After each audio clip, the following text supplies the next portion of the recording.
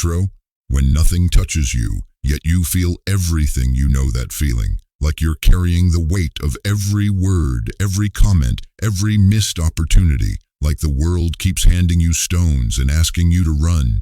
We live in an age where everything seems loud, too loud. The pings, the pressure, the people. And sometimes it's not the noise outside that breaks us. It's the noise within. But what if I told you there's a way to be in this world, fully alive, engaged, even emotional, but still unshaken? That's not some mystical fantasy reserved for monks meditating in Himalayan caves. It's practical, it's grounded, and it's deeply Buddhist. No incense required. Because the truth is, Buddhism doesn't teach us to run from life. It teaches us how to stand still inside it, with grace, with strength, with a quiet kind of power. These 10 principles, they're not just teachings, they're tools, emotional armor, mental clarity, soul nourishment. And once you understand them, not just intellectually, but in your bones, nothing can truly disturb you again. Let's begin with the first truth that changes everything. 1. But what if you actually believed it? Let me ask you something. Have you ever tried holding on to sand?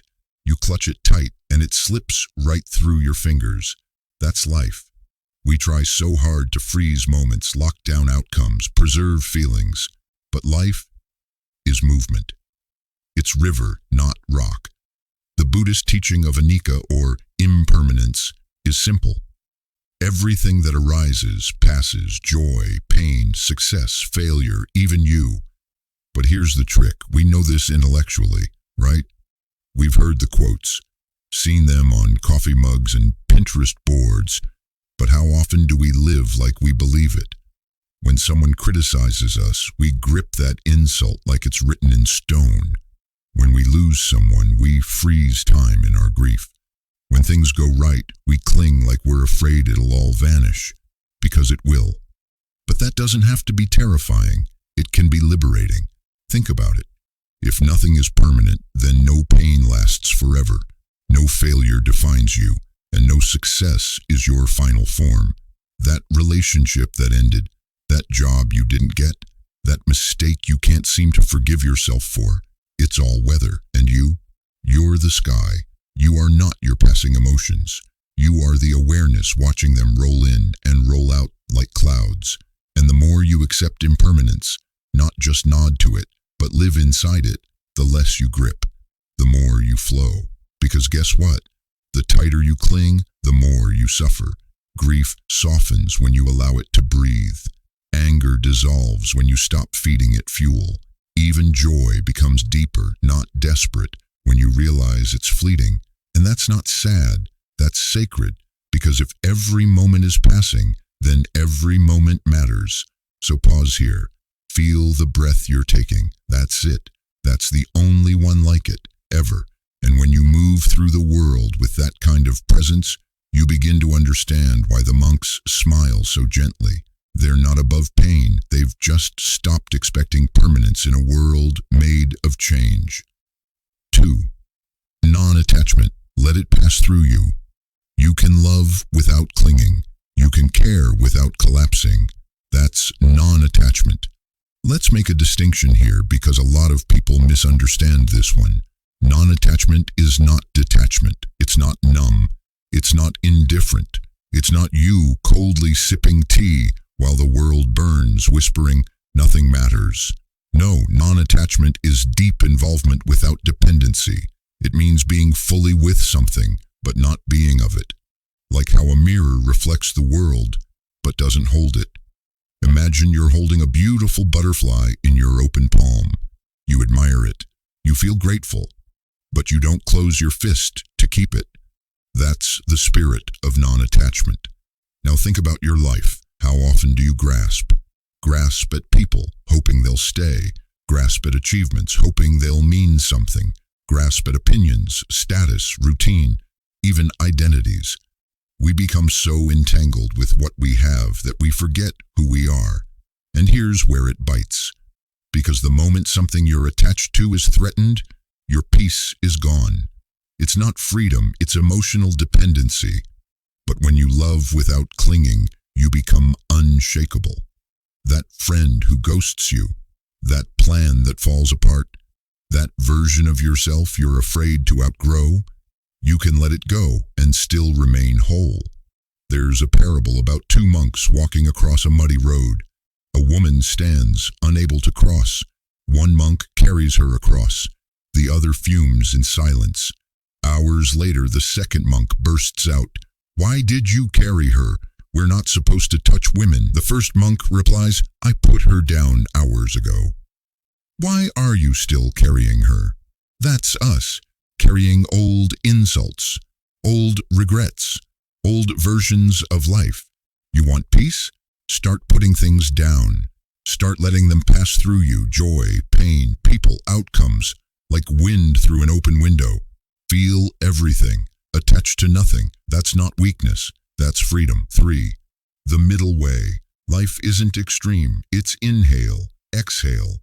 So many of us swing between all or nothing, yes or no, fast or stop. But peace, it lives in the space between. The middle way isn't just Buddhist philosophy, it's wisdom for people who've been burned by extremes. And who hasn't? You ever go from working 14-hour days to doing absolutely nothing because you deserve rest, only to feel empty and anxious by day 3?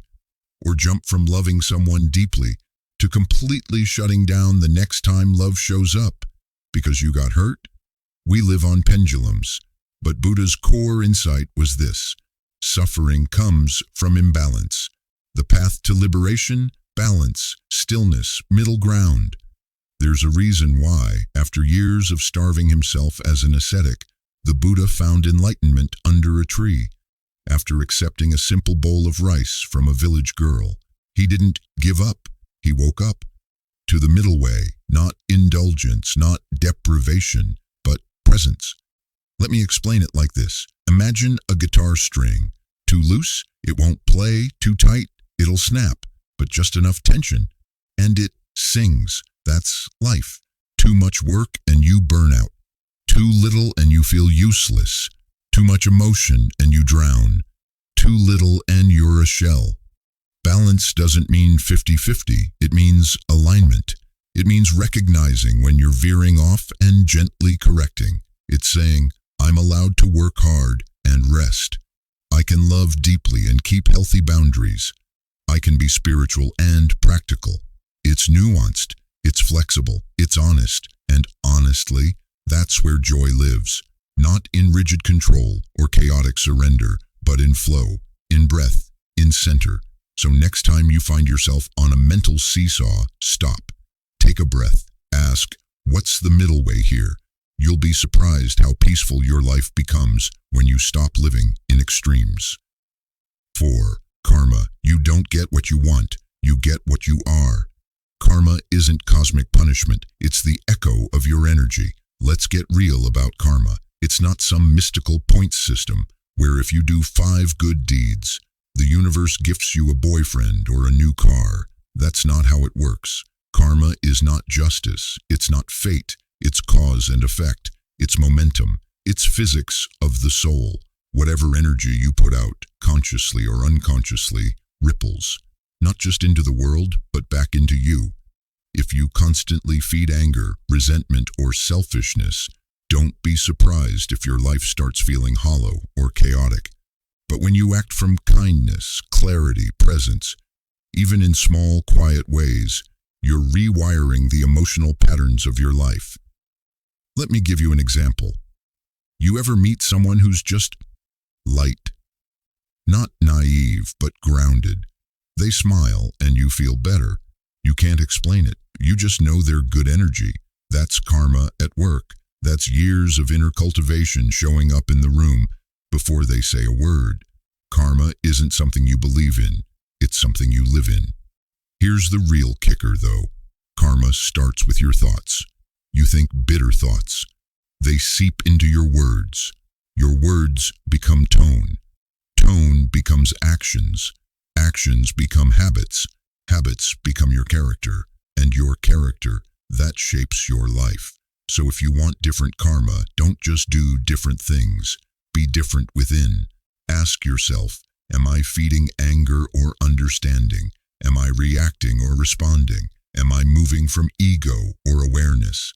Because you can't fake your karma. It's not about performance. It's about vibration. And every moment is a chance to change the signal you're sending out.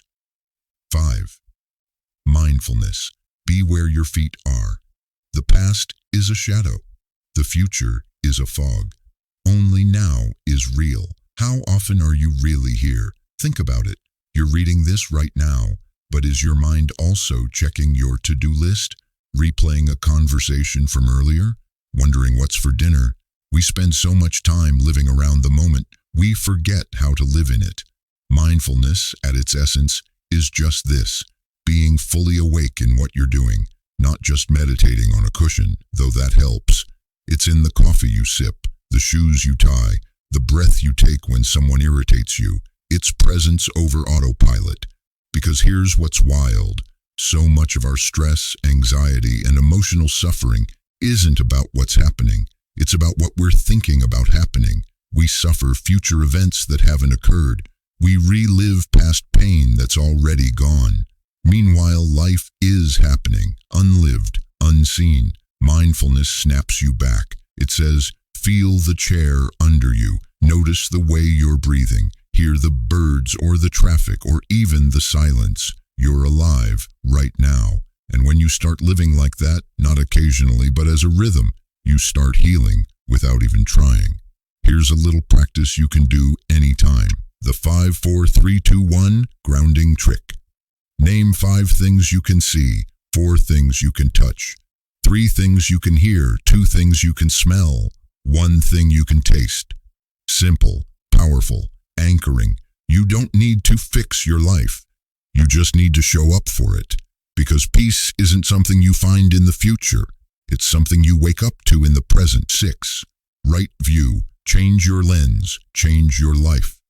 You don't see the world as it is. You see it as you are. Have you ever had one of those days where everything feels wrong? The coffee spills. The traffic's brutal. Someone looks at you funny and suddenly you're spiraling. But then, the next day, same world, same people, and somehow it feels lighter. What changed? Not the world, you. This is the essence of right view, or samyak drishti in Buddhist teaching. It's about perception. It's about recognizing that your worldview isn't a mirror, it's a lens. And every lens is shaped by your past, your pain, your hopes, your fears. Right view is the first step in the Noble Eightfold Path for a reason, because how you see determines how you feel determines how you act, and how you act shapes your entire life. Let me tell you a quick story. There was once a man who walked past the same garden every morning, and every morning he saw nothing but weeds. What a waste, he'd mutter. No one even takes care of this place. One day, a blind girl walked with him. She paused, smiled, and said, "Do you smell the jasmine? It must be blooming." Same garden, different lens. You see, your lens might be colored by bitterness from a failed relationship, or fear from a childhood wound, or comparison from scrolling Instagram at 2 a.m. And here's the thing, there's no shame in it. We all have lenses, but right view invites you to clean them, to pause before assuming, to question before reacting, to choose clarity over story, because most suffering comes not from what happens, but from the meaning we assign to it. Your friend didn't text back. Your mind says, they're mad at me. But maybe they're just busy. You lost a job. You think, I'm a failure. But maybe it's a pivot. Right view isn't about positive thinking. It's about accurate seeing, about noticing your biases and saying, maybe there's more to this. It's emotional intelligence, it's maturity, it's freedom. So here's a challenge. Next time you catch yourself in a negative spiral, ask, is this actually true, or is this just my lens? Because often peace isn't found by fixing your life. It's found by adjusting how you see it. 7. Compassion. Softness is strength. You don't lose your power when you're kind. You become unstoppable. Let's be honest. In a world that often rewards toughness, dominance, and staying unbothered, compassion can feel weak, but it's not. Compassion is fierce. Compassion is radical. It's one of the hardest things you'll ever choose to practice, especially when you've been hurt. But here's the Buddhist truth. Hatred never ends by hatred. It ends by love. And love here doesn't mean letting people walk over you or pretending everything's okay. Compassion means you see the pain beneath the pain. Someone lashes out at you, you pause. Instead of reacting, you wonder, what's hurting in them? You see your younger self struggling. Instead of shaming them, you say, you were doing your best. That's compassion, and it transforms everything, especially you. Because when you practice compassion for others, you start practicing it for yourself, and vice versa. Too often we're cruelest to the person we live with 24/7, ourselves. Think about how you talk to yourself when you make a mistake, idiot. You'll never get it right. Why are you like this? Would you say that to a friend? Of course not. So why say it to the only person who's been with you through everything? Here's the practice. Metta bhavana, loving kindness meditation. Close your eyes. Breathe. Silently repeat. May I be well. May I be safe. May I be happy. May I live with ease. Then offer it to someone you love. Then someone neutral. Then someone you struggle with. Then the world. Sounds simple? It's hard, but powerful. Because the moment you soften toward yourself and others, life softens back. Compassion is what allows you to stay open when life hurts, to stay kind when others aren't, to stay human when the world tells you to be hard. And let me tell you something, it takes real strength to stay soft. 8. Equanimity, the eye of the storm. Inner peace doesn't mean nothing happens. It means nothing controls you. Let's talk about one of the most overlooked but most powerful Buddhist principles, upekkha, or equanimity. You know what that means? Calm, but not the fake kind. Not the I'm fine smile when you're dying inside. Real calm. The kind that holds steady while everything around you shifts. Imagine a storm, wind howling, trees thrashing, chaos. Now imagine the center of it all, the eye of the storm. Still, quiet, unmoved. That's equanimity, and that's possible for you. See, most people think peace means eliminating all drama, all problems, all triggers, but that's impossible. Life will throw things at you.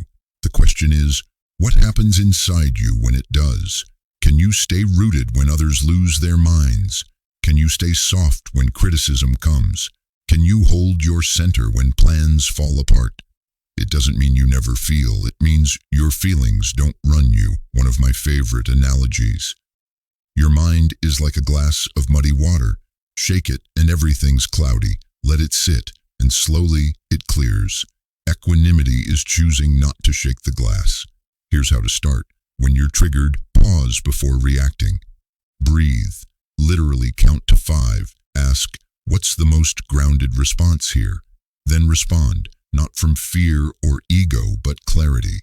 Because every time you choose calm over chaos, you train your nervous system to trust that it can handle life. You stop being tossed around by every emotion, every situation, every person's opinion, and slowly, you become the eye of the storm. 9. Noble silence. Don't feed the noise. Sometimes peace isn't found in what you say, but in what you don't. You know how it goes. Someone says something petty. You know you could clap back. You could win the argument, crush them with the perfect comeback. But should you? This is where noble silence enters, not as a rule, but as a refuge. In Buddhism, silence isn't about shutting up. It's about intentional restraint, the kind of pause that creates space, the kind of stillness that allows wisdom to rise. Because let's be real, most of the time we speak not to connect, but to defend, to fill awkwardness, to validate ego, to prove we're right. But silence is power. Think about the last time you were dragged into a drama-filled group chat. The tension, the typing bubbles, the performative anger. What if, instead of firing back, you breathed, you chose stillness, you said nothing at all, not passive, not fearful, just sovereign? That's noble silence, and it can change your entire nervous system. You don't owe everyone a response. You don't have to fix every misunderstanding. You're not responsible for how people interpret your silence. What you are responsible for is your energy, and silence protects it. Silence also helps you listen to others, yes, but more importantly, to yourself. When you stop filling every space with noise, your inner voice gets louder, your intuition sharpens, your thoughts become cleaner, you stop reacting, you start receiving. So next time life gets noisy, ask yourself, is this a moment for words or for wisdom?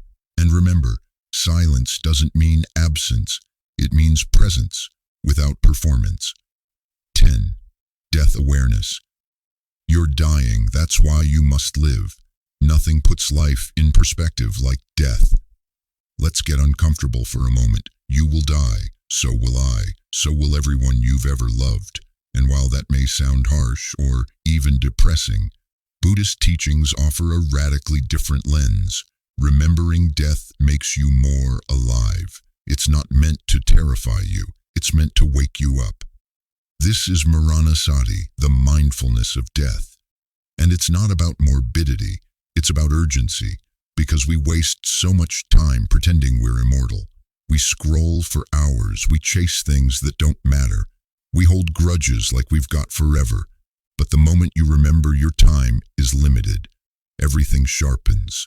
Colors feel brighter, small moments feel sacred, trivial things lose power, you forgive faster, you speak more honestly, you love with fewer walls.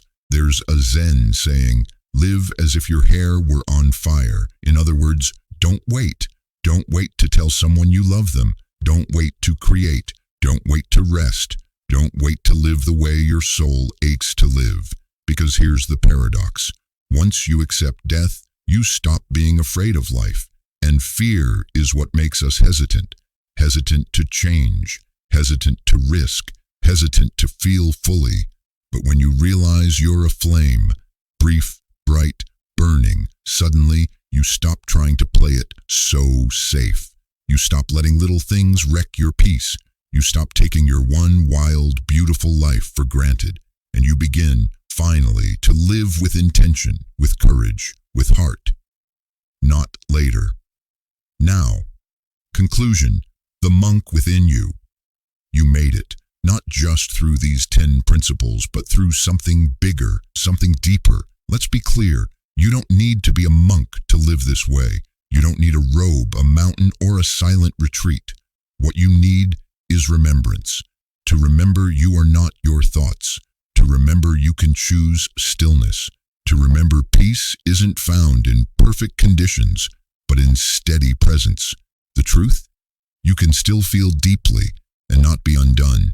You can still love wildly and let go gently. You can walk through storms and remain unshaken. This world will pull at you. It will test your calm. It will challenge your compassion. It will hand you chaos and ask for your reaction. But now, you know better. You know about impermanence. You know how to let go. You know balance, karma, and presence. You know how to see clearly, feel deeply, respond wisely, stay silent, and live urgently.